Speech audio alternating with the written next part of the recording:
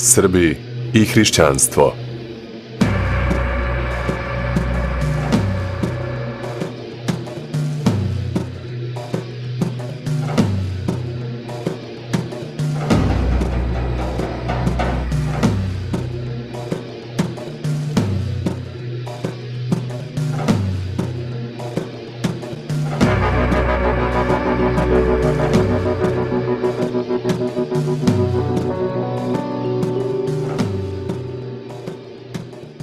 Pitanje pokrštavanja Srba je složeno i usled oskudice istorijskih izvora teško za izučavanje. Prve podrobnije vesti o pokrštavanju Srba dolaze ispod pera vizantijskog cara Konstantina Porfirogenita.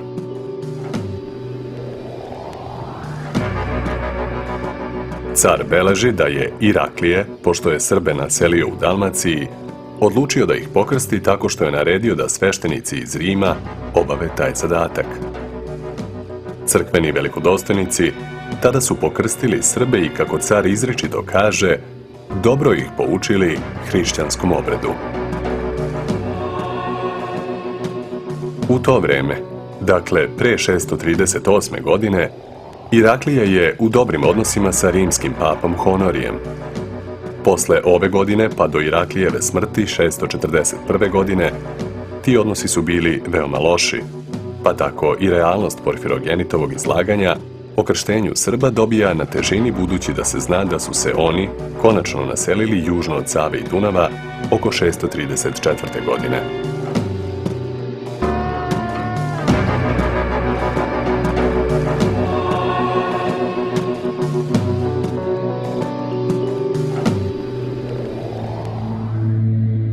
U to vreme hrišćanska crkva je, mada podeljena na 5 patrijaršija, rimsku, carigradsku, antiohijsku, jerusalimsku i aleksandrijsku, bila jedinstvena.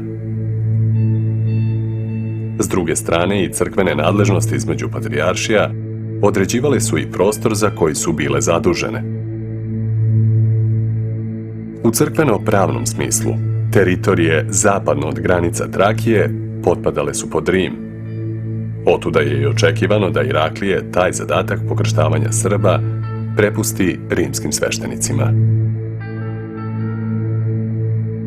Na koji način je to pokrštavanje izvršeno i u kojoj meri se proširilo među Srbima, gotovo je nemoguće reći.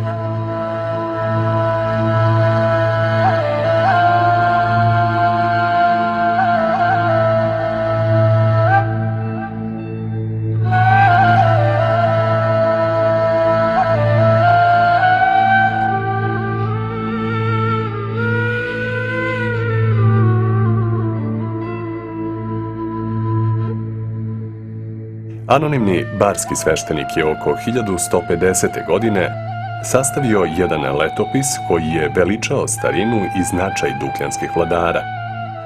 U tom spisu, koji je za vreme ranog srednjeg veka veoma nepouzdan i napisan pre svega na osnovu tradicije i narodnih predanja, zabeleženo je da su prvi vladari Srba bili pagani koji nisu proganjali hrišćane, a da je potom usledilo razdoblje vladavine 4 rđava kralja, koji su otpočeli progone hrišćana. Maglovita predanja koja je zapisao pop Dukljanin navode na pomisao da se hrišćansko učenje među Srbima nije razvilo.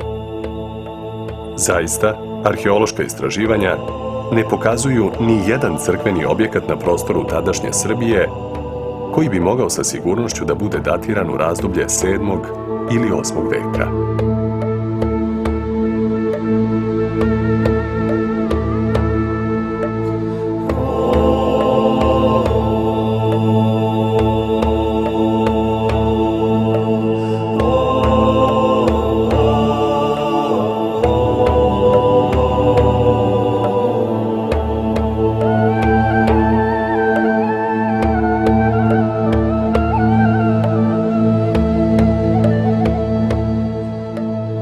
Međutim, trebalo bi voditi računa da je u to vreme pitanje pokrštavanja uvek bilo čin političke, a ne ideološke odluke. Suština hrišćanskog učenja u ranom srednjem veku zasnivala se na primanju i prihvatanju hijerarhije hrišćanskih vladara i božanskog poretka. Vizantijski car, kao gospodar svih hrišćana, imao je pravo carske milosti da postavlja vladare drugim narodima.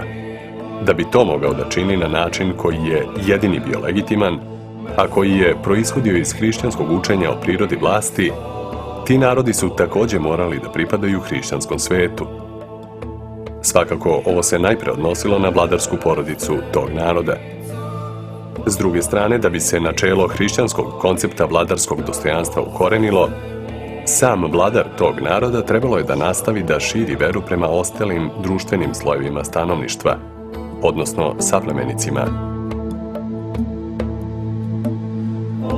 Bio je to dug put koji je često bio prekidan i usporavan u zavisnosti od političkih okolnosti.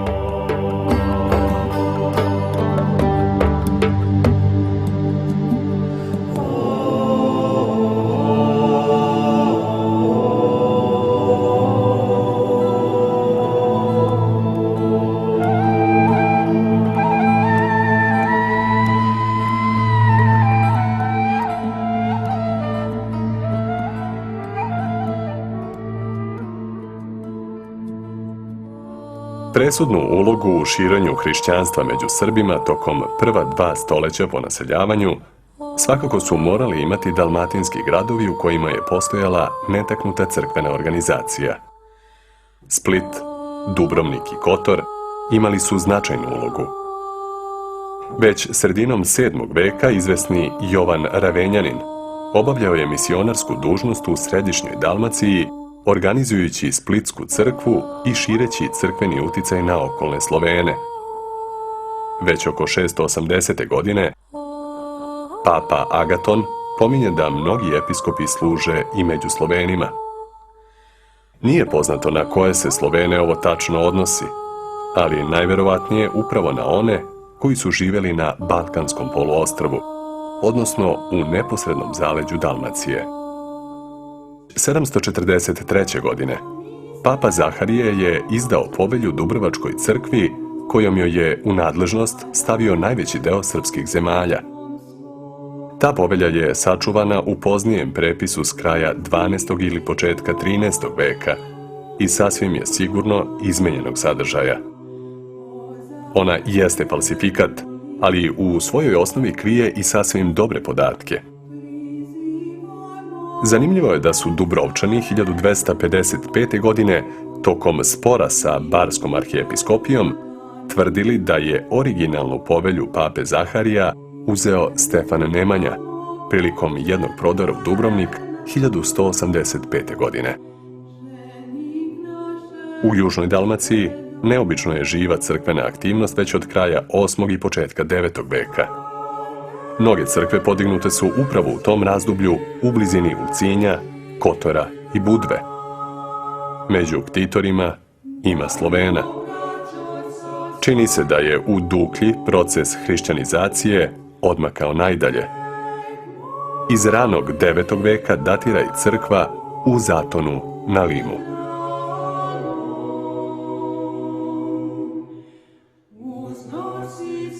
Dalmatinska obala, duž koje su se tokom trajanja ranog srednjeg veka očuvali stari gradovi Zadar, Trogir, Split, Dubrovnik, Kotor, Ulcinj i Budva, bili su u sastavu Vizantije još od vremena srpskog naseljavanja.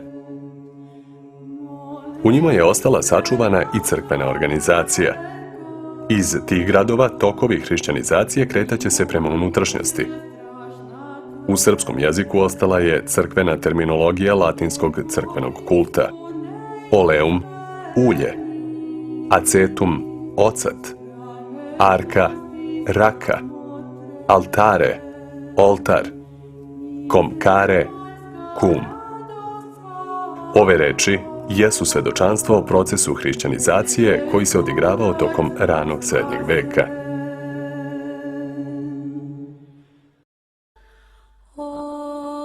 U to vrijeme crkva je bila jedinstvena. Rim i Carigrad često su zajedno radili na pokrštavanju Barbara. Povremeno je dolazilo i do sukoba izazvanih pre svega političkim okolnostima, ali je jedinstvo crkve bilo očuvano sve do 1054. godine, kada je došlo do konačne podele na pravoslavni istok i katolički zapad. Ipak, u vreme 8., 9. i 10. veka, dva velika crkvena središta, Rim i Carigrad, vizantijskog cara Vasilija I, rodonačelnika znamenite makedonske dinastije, tok pokrštavanja Srba dobio je novi i značajan podstrek. Godine 866. Arabljanska flota od 36 brodova opsedala je Dubrovnik, prethodno opustošivši južnu dalmatinsku obalu, Kotor i Budvu. Dubrovčani su se, istrpevši 15-mesečnu opsadu grada, obratili za pomoć Carigradu. Vasilije I je 867. godine uputio u vode južnog Jadrana snažnu vizantijsku flotu od 100 brodova, koja je pod zapovedništvom admirala Nikite Orifa preokrenula vojnu situaciju u južnom Jadranu. Arabljani su se povukli u Bari, svoje najjače uporište na južnoitalijanskom tlu. Tada su se, kako izveštavaju vizantijski pisci, Srbi, Hrvati i ostala plemena, Zahumljani, Travunjani, Pagani, Dukljani i Konavljani, obratili caru sa željom da stupe u savez sa Vizantijom i da ponovo prime hrišćanstvo. Vasilije je uputio misionare koji su taj zadatak ispunili.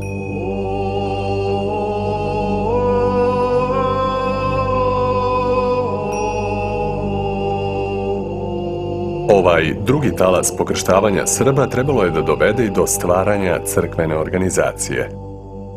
Međutim, arheološki nalazi koji bi potvrdili tu tezu još nisu otkriveni, kao što o tome ništa ne govore ni istorijski izvori.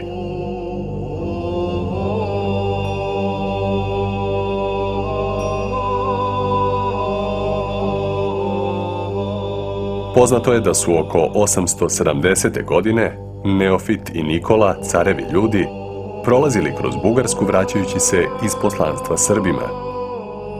Da li je to vizantijsko poslanstvo bilo u vezi sa pokrštavanjem Srba, ostaje nepoznato.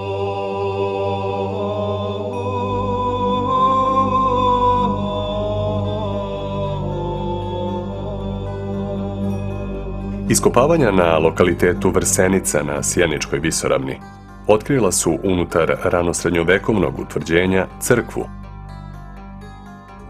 Iskopavanja na Postenju kod Novog Pazara također su otkrila jednu ranosrednjovekovnu crkvu. Izgleda da su crkve građene u okviru većih gradskih naselja, najverovatnije kao pridvorske crkve oblasnih gospodara ili samog vladara.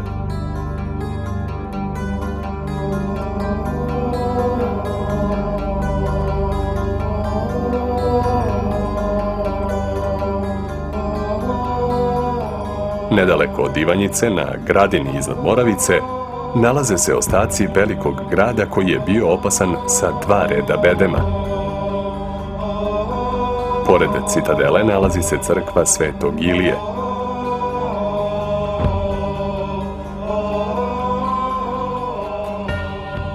Kult ovog sveca jedan je od najstarijih hrišćanskih kultova i iz njegovog imena je najverovatnije izvedeno ime planine Jelice, nedaleko od Čačka, gde su također pronađeni ostaci ranosrednjovekovnog naselja.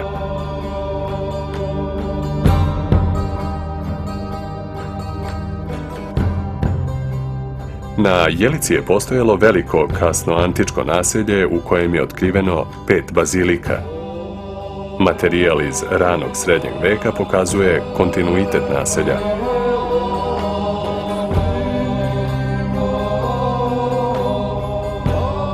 Kult Svetog Ilije, koji se u slovenskoj mitologiji dovodi u vezu sa paganskim vrhovnim bogom Slovena, Perunom, ukazuje na to da je u pitanju veoma stara crkva. Zaista, današnja crkva, obnovljena početkom 20. veka, nalazi se na starijim temeljima. Komadi sige koji su pronađeni oko temelja, a koja se koristi kao ukrasni materijal za lukove prozora, pokazuju da je i ktitor ove crkve bio ugledan čovek. Možda upravo župan koji je živeo u citadeli ovog grada. Grad na Gradini iznad Moravice prestao je da živi krajem 12. veka.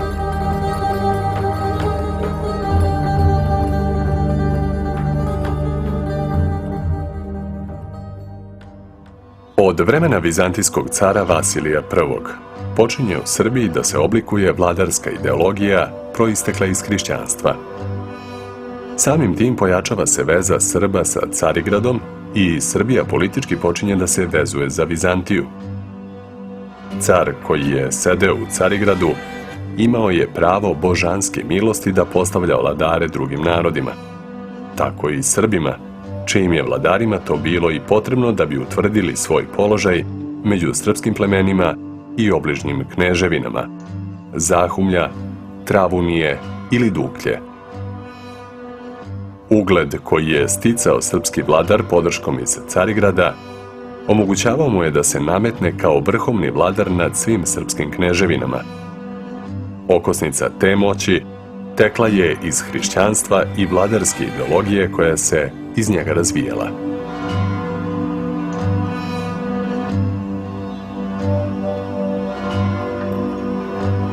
Dubrovačka crkva je već veoma rano smatrala da je Srbija, zajedno sa Travunijom i Zahumljem, bila u crkvenoj nadležnosti Dubrovačkog arhijepiskopa. Iako je ta crkvena struktura bila više odraz formalnih prava koje su Dubrovčani navodno baštinili još od 743. godine i povelje pape Zaharija, ona se uporno održavala duboko u srednji vek. Smatralo se da su te zemlje pod duhovnim vođstvom Dubrovačkog arhijepiskopa. U to vreme Dubrovnik je bio najznačajniji vizantijski grad na južnom Jadranu i to što je u crkvenom smislu potpadao pod rimskog papu, kao i čitava Dalmacija, ne remeti tu sliku, jer je u političkom smislu bio deo Vizantijskog carstva.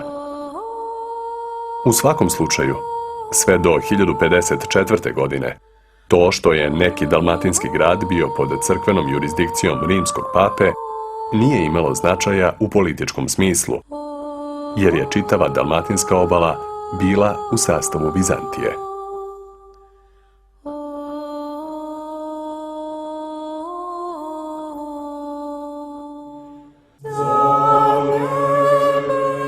Na istočnim granicama srpske države razvijala se jedna druga crkvena organizacija – Bugarska crkva. U vreme cara Petra od 927. do 969. godine Bugari su zaokružili svoju crkvenu organizaciju i njena najzapadnija episkopija prema Srbiji bila je u Rasu, nedaleko od Novog Pazara, sa sedištem u crkvi Svetog Petra. To je ujedno i jedina stara episkopska crkva Bugarske crkve koja je sačuvana do današnjih dana. Kasnije će u njoj biti sedište srpskog episkopa, ali u ranom srednjem veku ona je bila Bugarska episkopija.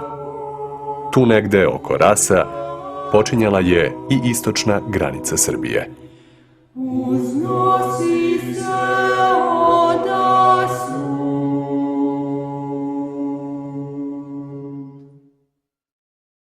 Tokom 10. veka Srbi su već smatrani za hrišćane kao i drugi stanovnici Vizantije. Car Konstantin Porfirogenit, želeći da podvuče razliku između stare Srbije koja se nalazila u Polavlju i Srbije na Balkanskom poluostrvu, za nju kaže krštena Srbija, jer je ona na severu još nekrštena. Svaki put kada govori o Srbiji, car podvlači da misli na krštenu Srbiju. Dakle, utisak vizantijskog cara bio je da su Srbi 950. godine bili hrišćani. Jedino srpsko pleme koje je kasnije stupilo u dodir sa hrišćanstvom bili su Neretljani. Pokušaji pokrštavanja Neretljana, koji su u prvom trenutku tekli iz Venecije oko 823. godine, završeni su neuspešno. Iako je jedan od neretljanskih vladara, baš u to vreme, bio pokršten u samoj Veneciji.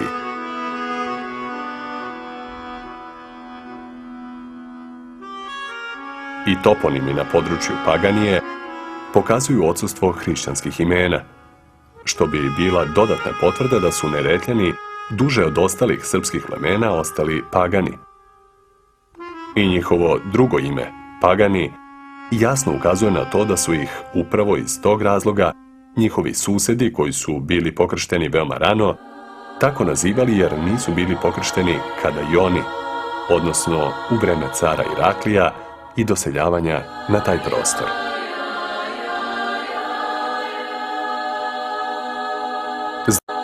S druge strane, vladari Zahumlja uključili su se u crkveno-organizacioni rad Splitske arhijepiskopije. 925. godine, na osnovu prethodnog sporazuma pape i vizantijskog cara Romana Lakapina i patrijarha Nikole Mistika 923. godine, kada je dogovoreno da se Dalmacija vrati pod upravu rimskog pape u crkvenim pitanjima, održan je prvi Splitski sabor kojim su određene precizne granice Splitske arhijepiskopije. U radu tog sabora učestvovao je poznati zahumski knez Mihajlo Višević, čije je sedište bilo u Stonu. Tada se prvi put pominje episkopija u Stonu, kao podređena splitskom arhijepiskopu.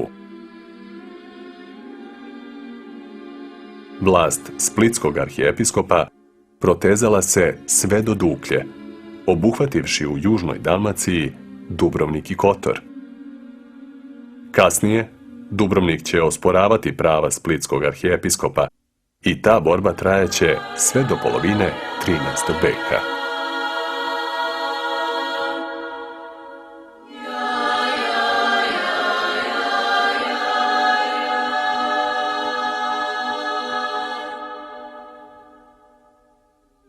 Od sredine 11. veka, dukljanski vladari otpočinju borbu za dobijanje svoje arhijepiskopije. Stefan Vojislav, koji je izborio nezavisnost od Vizantinaca, tokom svoje vladavine nije uspeo u tome, ali je njegov sin i naslednik Mihajlo Vojsavljević 1077. godine taj napor nastavio, s velikom upornošću uspevši da iz Rima dobije priznanje kraljevske titule. Njegov naslednik, Bodin, stekao je 1089. godine arhijepiskopiju sa sedištem u Baru.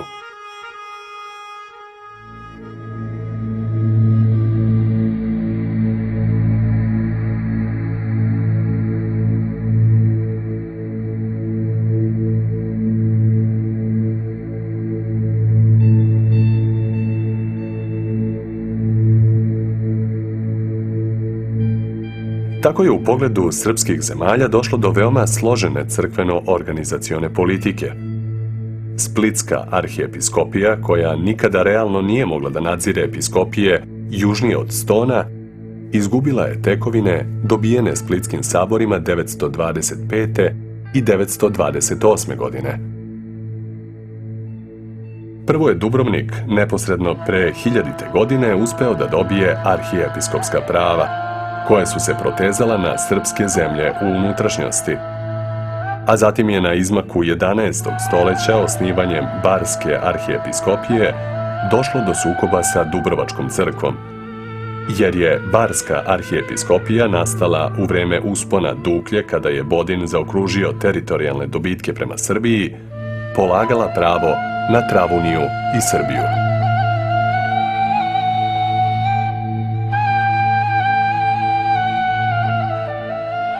Kako je već od 1054. godine hrišćanski svet bio podeljen na katolički zapad i pravoslavni istok, tako je i srpsko pleme posle ovog vremena ostalo podeljeno povodom pitanja crkvenih uticaja. Primorske arhijepiskopije ostale su pod jurisdikcijom Rima i katoličanstvo je bilo dominantno u primorskim kneževinama. Taj Gordijev čvor presečen je tek početkom 13. veka, kada je osnovana Srpska arhijepiskopija i kada je pod vođstvom Svetog Save započeta temeljna reorganizacija Srpske crkve.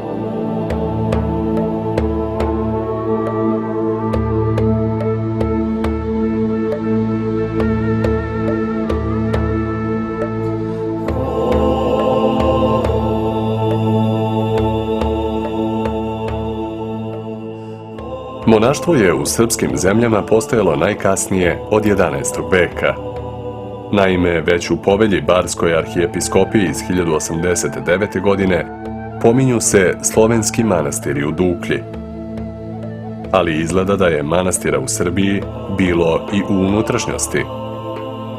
Naime, krajem 11. veka pominju vizantijski pisci da je iz zemlje srpskog župana Vukana stigao u vizantijski vojni logor kod Lipljana jedan monah, koji je preneo vizantijskom komandantu određene podatke o Vukanovim namerama. Ne znamo iz kojeg manastira je bio taj monah, ali već je njegov pomen dovoljan da se zaključi da je u Srbiji u 11. veku sasvim sigurno bilo manastira. Njihov položaj i broj još nije utvrđen. Izvori su suviše oskudni za izvođenje pouzdanijih zaključaka. Tokovi pokrštavanja Srba i docnije širenje hrišćanstva i uspostavljanje crkvene organizacije prekriveni su tamom. Može se reći da je taj proces tekao već od 7. veka i sa prekidima trajao do polovine 9. veka kada je došlo do novog poleta. Nesumnjivo je da su primorski gradovi koji su tada bili deo Vizantije, a u duhovnom smislu pod rimskim papom, igrali ključnu ulogu u tom procesu.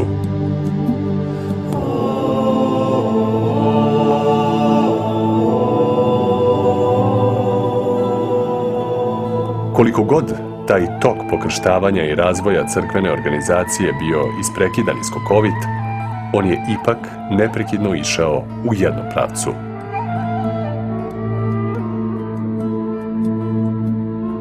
Uverenje savremenika uostalom bilo je da su Srbi najkasnije od sredine 10. veka bili smatrani i od Rima i od Carigrada kao narod koji je već dugo vremena bio hrišćanski. Na arheologiji je da utvrdi materijalne ostatke sakralnih građevina koje su nastale u to vreme. Istorijski pisani izvori o tome ne mogu da kažu nešto više.